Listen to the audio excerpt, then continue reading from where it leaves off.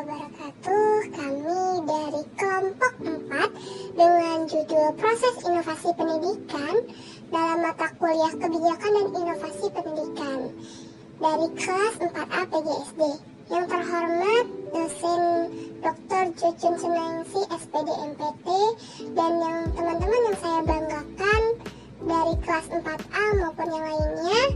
Semoga kita semua dapat berkumpul pada hari ini dalam keadaan sehat dan tetap menjalankan kewajiban kita sebagai pelajar untuk menimba ilmu. Selanjutnya dari kami anggota kelompok 4, yang pertama ada Priscilla Christina Pitupulu dengan NIM 2000200 dengan nomor absen 1. Selanjutnya ada Radina Isoka dengan NIM 2000992 dengan absen 7. Selanjutnya ada Imam Budia dengan NIM 2002824 dengan nomor absen 12.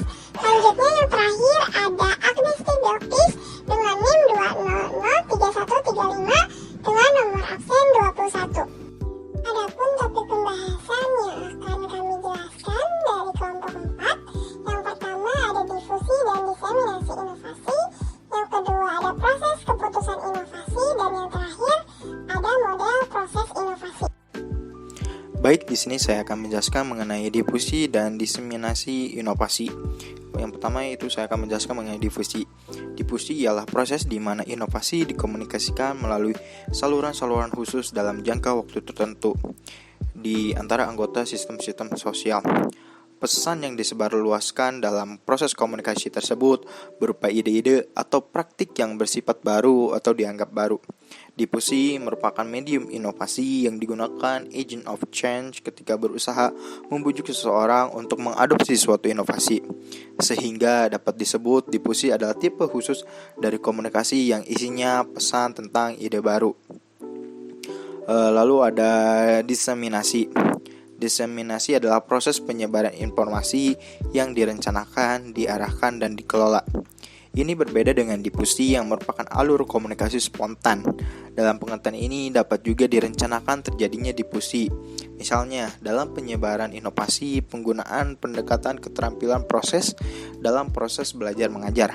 Setelah diadakan percobaan dan siswa aktif belajar mengajar dapat berlangsung secara efektif dan siswa aktif belajar, maka hasil percobaan itu perlu didiseminasikan untuk menyebarluaskan cara baru tersebut dengan cara menatar beberapa guru dengan harapan akan terjadi juga difusi inovasi antar guru di sekolah masing-masing.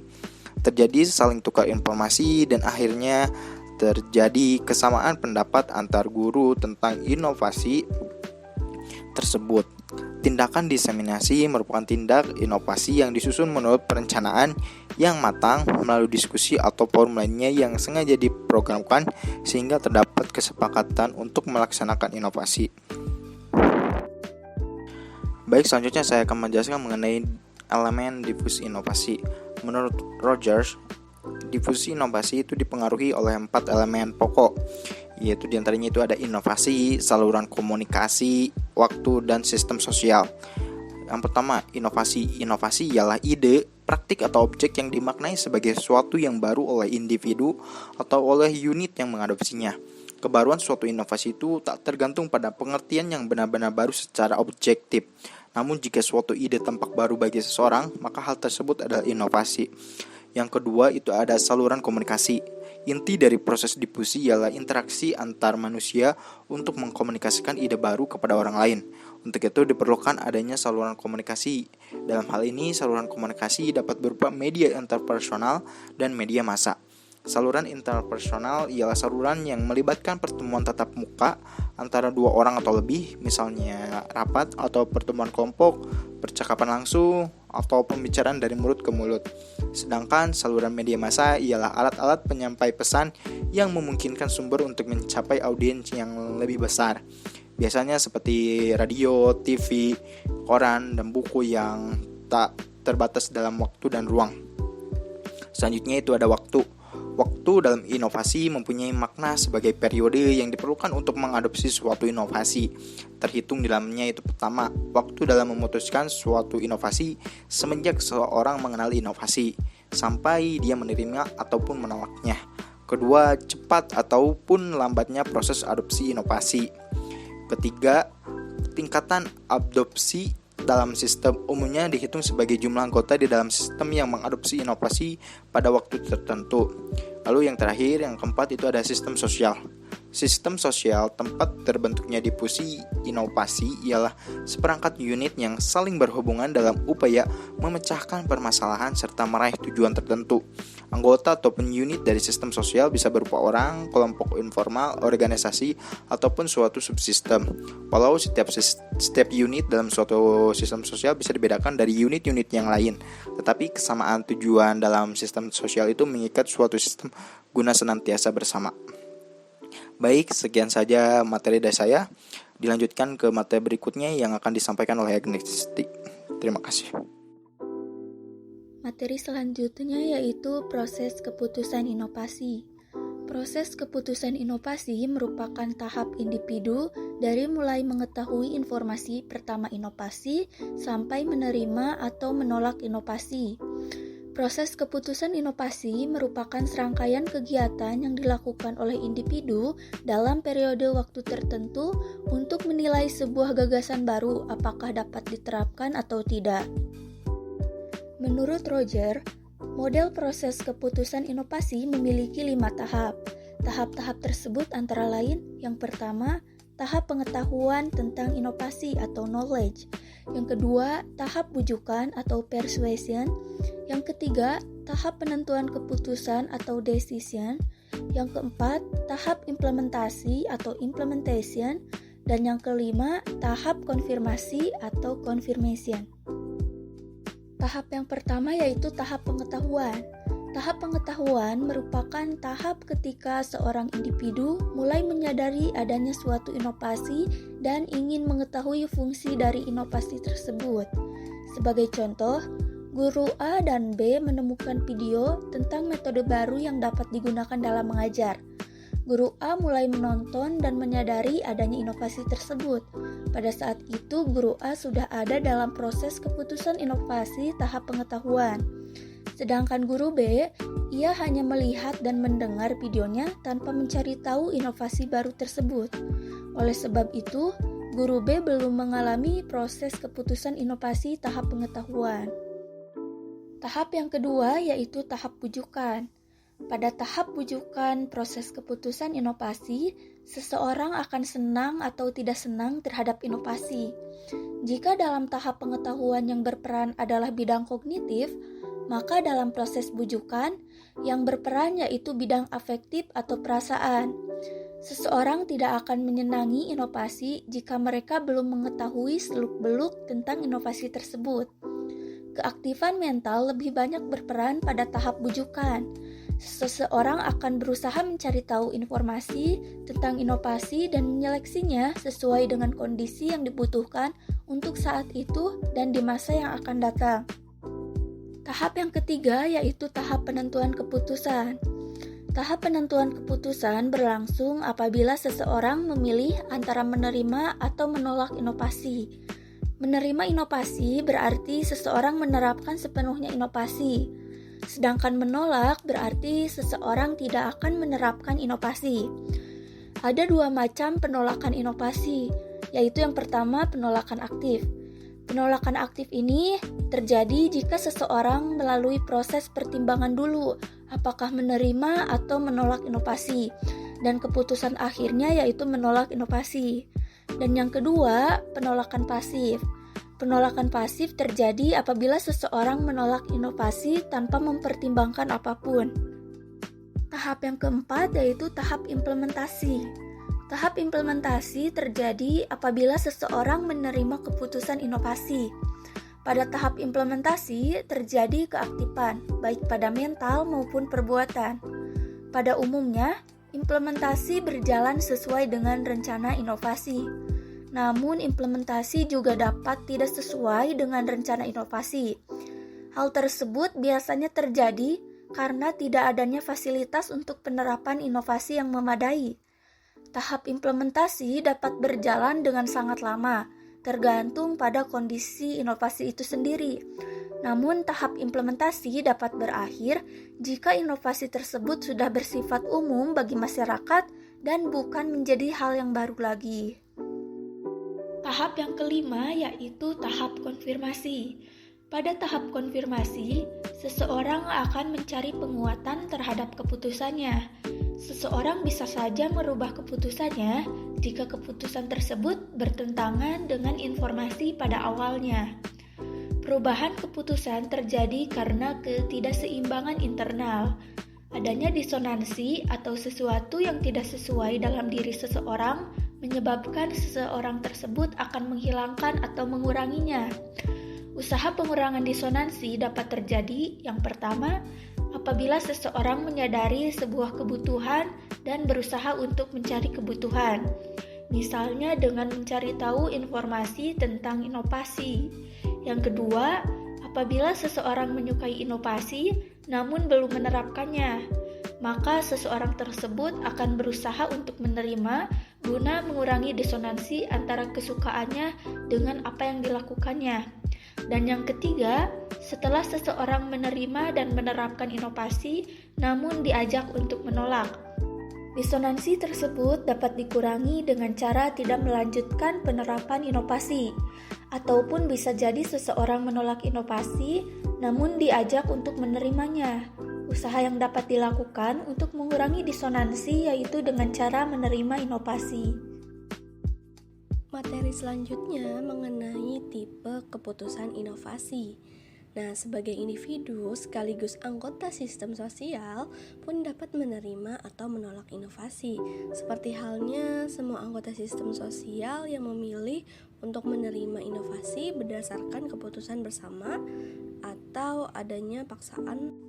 Berdasarkan dari faktor tipe keputusan ini, berarti di sini terdapat 4 keputusan inovasi. Nah, pertama ada keputusan inovasi opsional, yakni penerimaan atau penolakan inovasi berdasarkan keputusan individu yang dibuat tanpa mengandalkan atau dipengaruhi oleh dukungan dari sistem sosial atau dari anggota dari sistem sosial tersebut. Nah, meskipun keputusan individu ini sebenarnya tergantung pada norma sistem sosial yang berlaku atau dari hasil interaksi interpersonal dengan anggota sistem sosial lainnya. Nah, individu pun juga beroperasi sebagai pengambil keputusan untuk menerima atau menolak suatu inovasi yang diberikan nantinya. Yang kedua, ada keputusan inovasi kolektif, yakni pemeliharaan untuk menerima atau menolak inovasi berdasarkan keputusan yang dibuat secara kolaboratif dan juga bisa disebut dengan kesepakatan yang dibuat secara bersama gitu, hasil dari kolaborasi atau gabungan. Nah, keputusan kolektif ini juga ditetapkan harus diikuti oleh semua anggota sistem sosial. Jadi ketika keputusan dibuat dan atau dirancangkan, itu perlu diikuti oleh semua anggota. Yang ketiga, ada keputusan inovasi otoritas, yakni suatu pilihan inovasi yang berpegang teguh atau berdasarkan pada keputusan hanya seorang saja atau sekelompok dengan memiliki kekuasaan atau sebagai stakeholdernya yang lebih mempunyai kedudukan lebih tinggi daripada anggota lainnya di sistem sosial tersebut. Hal ini berarti anggota yang lain tidak memiliki kekuasaan apabila ia tidak mempunyai kekuasaan ataupun kedudukan yang lebih tinggi dan juga tidak berhak sekalipun untuk mempengaruhi bahkan memiliki peranan penting dalam membuat sebuah keputusan, sehingga mereka hanya bisa mengikuti dari hasil yang telah diputuskan saja oleh pengambil keputusan. Yang keempat, ada keputusan inovasi kontingensi, yakni keputusan yang menerima atau menolak suatu inovasi yang bisa dilakukan jika sudah ada keputusan lebih dahulu. Maksudnya di sini, inovasi kontingensi ini juga memiliki ciri agar kita bisa mengetahui gimana sih keputusan inovasi kontingensi ini, yaitu ada digunakannya dua atau lebih keputusan yang silih berganti sebagai cara untuk mengatasi dari difusi inovasi. Maka pengambilan keputusan kontingensi ini juga sebetulnya tidak berpengaruh terhadap keputusan opsional, kolektif, bahkan ke otoritas. Nah, pada dasarnya keputusan kontingensi ini juga mempunyai cara yang lebih gitu, karena telah memikirkannya sebelumnya dari keputusan yang akan ditetapkan. Dengan begitu, dalam pengambilan keputusan inovasi pun, khususnya di ranah pendidikan, acap kali menggunakan tipe yang keputusannya ini bersifat kolektif dan otoritas. Kenapa? Karena hal ini bertujuan untuk memperoleh keputusan yang didapatkan melalui pihak yang berwenang. Materi selanjutnya yaitu model proses inovasi pendidikan. Pembahasan pertama mengenai pengertian proses inovasi pendidikan. Dalam KBBI, proses merupakan runtutan perubahan atau peristiwa dalam perkembangan sesuatu. Dengan kata lain, proses inovasi pendidikan adalah runtutan dari perkembangan inovasi pendidikan dilakukan oleh individu atau organisasi yang dimulai dari kesadaran terhadap suatu inovasi baru sampai kepada implementasi atau penerapan inovasi pendidikan tersebut. Proses perkembangan dari inovasi pendidikan ini memerlukan waktu dan perubahan. Waktu proses setiap orang berbeda-beda karena bergantung kepada kepekaan dan kesadaran masing-masing. Sama halnya dengan proses inovasi pendidikan ini, perubahan-perubahan yang saling berkaitan satu sama lain sampai pada tahap akhir proses inovasi tersebut berakhir. Dan pembahasan yang kedua masuk pada model proses inovasi pendidikan.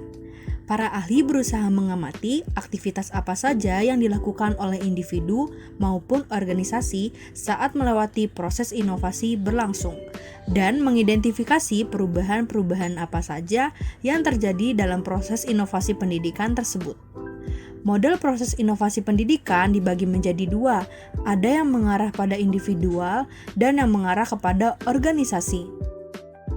Adapun model proses inovasi yang mengarah pada individual antara lain, yang pertama, menurut Levin-Steiner pada tahun 1961, terdapat 6 komponen, yakni menyadari, mengetahui, menyenangi, memilih, mempercayai, dan membeli. Yang kedua, menurut Kali, tahun 1961, di dalamnya ada 6 komponen, yaitu belum menyadari, menyadari, mengerti, mempercayai, dan mengambil tindakan. Yang ketiga, menurut Rogers, tahun 1962, terdiri dari 5 proses, yaitu menyadari, menempatkan perhatian, menilai, membuktikan, dan menerima. Dan yang keempat, menurut Robertson, tahun 1971, 6 tahapan di dalamnya yakni persepsi terhadap masalah, menyadari, memahami, mengambil sikap, mengesahkan, mencoba, menerima, dan disonansi. Dan yang selanjutnya adalah model proses inovasi yang mengarah pada organisasi, antara lain, yang pertama, menurut Wilson, tahun 1966, 3 komponen di dalamnya yaitu konsepsi perubahan, pengusulan perubahan, adopsi, dan implementasi. Yang kedua, menurut Shepard, tahun 1967, ada 3 tahapan, yakni penemuan ide, adopsi, dan implementasi. Yang ketiga, menurut H. N. Aiken, tahun 1970, terdapat 4 komponen, yaitu evaluasi, inisiasi, implementasi, dan rutinisasi. Dan yang terakhir, menurut Milo, tahun 1971, 5 komponen yang terdiri dari konseptualisasi atau pembuatan konsep, tentatif adopsi, penerimaan sumber, implementasi, dan institusionalisasi. Pada faktor-faktor yang mempengaruhi proses inovasi pendidikan ini, penyelenggaraan pendidikan formal terutama pada sekolah yang merupakan subsistem dari sistem sosial. Nah, apabila dalam suatu sekolah pun akan mengalami perubahan, tentu harus memiliki suatu perkembangan yang mengarahkan kepada perkembangan sistem sosial. Dengan begitu, lembaga pendidikan pun perlu memberikan perubahan dengan memberikan suatu inovasi. Pemberian inovasi pun tidak terlepas dari adanya dorongan keadaan yang memerlukan suatu perubahan, seperti hadirnya keinginan sekolah untuk menanggapi kebutuhan warga sekolah dan juga adanya upaya sekolah dalam memberikan solusi dari masalah yang terjadi. Nah, misalnya saja ketika di era saat ini yang sudah memasuki era digitalisasi, perlu adanya perubahan yang bersifat dinamis dalam menjalin hubungan yang interaktif dari lembaga pendidikan terhadap warga sekolah, sehingga dalam membuat sebuah inovasi pun pasti terdapat faktor yang mempengaruhi dari proses inovasi. Nah, faktornya tersebut sebagai berikut. Yang pertama ada kegiatan belajar mengajar, yang kedua ada faktor dari eksternal dan internal, dan yang terakhir ada sistem pendidikan. Pada faktor ini dianggap krusial bagi sebagian besar dan menjadi bentuk kunci keberhasilan dalam kegiatan pembelajaran berlangsung. Nah, berlangsungnya kegiatan belajar mengajar sebagai penentu dalam menghasilkan proses inovasi yang diberikan ditinjau dari kondisi pengelolaan kelas. Dalam kegiatan ini pun kerap menimbulkan kondisi belajar yang bosan dan membuat siswa seperti tidak bersemangat dalam belajar.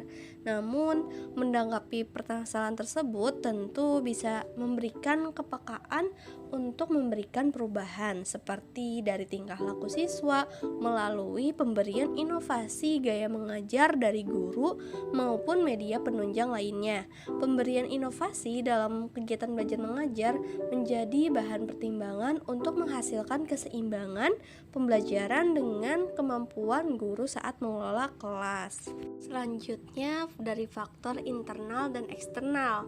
Faktor internal lebih mengacu kepada saat pelaksanaan pemberian inovasi yang diberikan kepada siswa sebagai subjek faktor internal.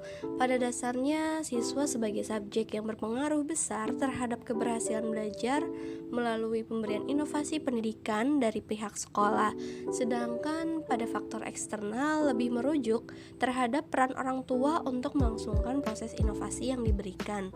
Pihak sekolah maupun dari peran orang tua sebagai pendorong siswa dalam belajar di rumahnya, sehingga penatar guru, staf pengembangan dan penelitian pendidikan serta guru besar dan praktisi akademik pun kendatinya bisa menjadi faktor yang sangat besar untuk pengaruhnya terhadap pelaksanaan sistem pendidikan atau inovasi pendidikan. Namun, apakah mereka termasuk faktor internal atau eksternal pun agar kita bisa bedakan ketika saat merencanakan inovasi dengan tetap memperhatikan berbagai faktor tersebut, apakah itu dari internal atau dari faktor eksternal. Nah, yang terakhir terhadap faktor sistem pendidikan. Dalam menyelenggarakan pendidikan, terutama di sekolah pun mempunyai sistem atau kebijakan yang diputuskan oleh pemerintah. Pemangku kebijakan pada taraf sekolah dasar hingga pendidikan menengah ditetapkan oleh Departemen Pendidikan dan Kebudayaan untuk mengatur semua sistem berdasarkan ketentuan berlaku. Hal ini pun berdampak terhadap tenaga pendidik dalam mengambil suatu keputusan. Perlu adanya pertimbangan sehingga dalam meningkatkan kemampuan standar profesional guru untuk menyeimbangi perkembangan zaman di era digitalisasi pun harus menyikapi dengan baik dari keterbatasan kesempatan yang diberikan oleh pemerintah. Sekian dari kelompok kami, semoga apa yang telah kami paparkan dapat bermanfaat untuk semuanya. Apabila